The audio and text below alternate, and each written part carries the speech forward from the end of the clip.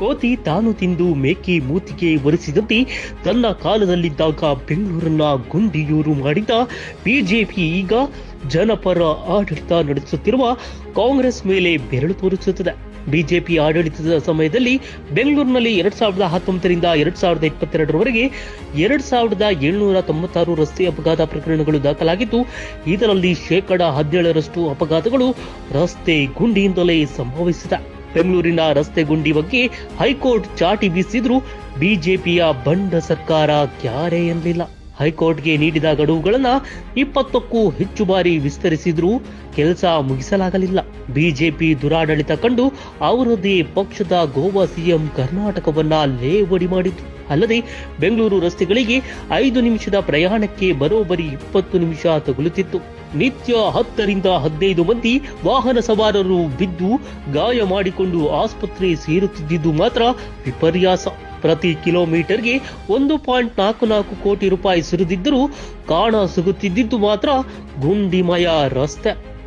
ಕಾಂಗ್ರೆಸ್ ಸರ್ಕಾರ ಅಸ್ತಿತ್ವಕ್ಕೆ ಬಂದ ಕ್ಷಣದಿಂದ ಬೆಂಗಳೂರು ಮಹಾನಗರ ರಸ್ತೆ ಮೂಲಸೌಕರ್ಯ, ಮಳೆ ಅನಾಹುತಗಳ ಬಗ್ಗೆ ಜಾಗೃತಿ ವಹಿಸಿದೆ.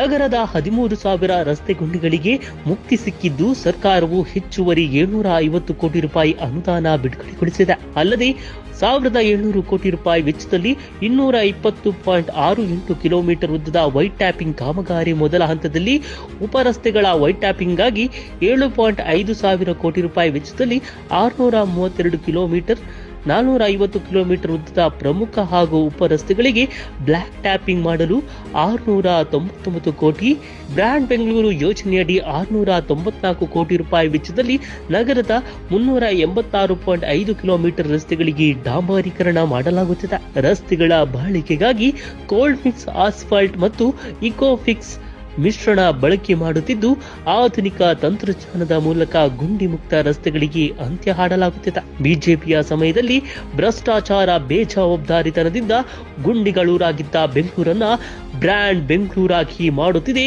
ಕಾಂಗ್ರೆಸ್ ಸರ್ಕಾರ. ಗುಂಡಿ ಮುಕ್ತ ಸುಂದರ ಬೆಂಗಳೂರು ಕಾಂಗ್ರೆಸ್ ಗ್ಯಾರಂಟಿ.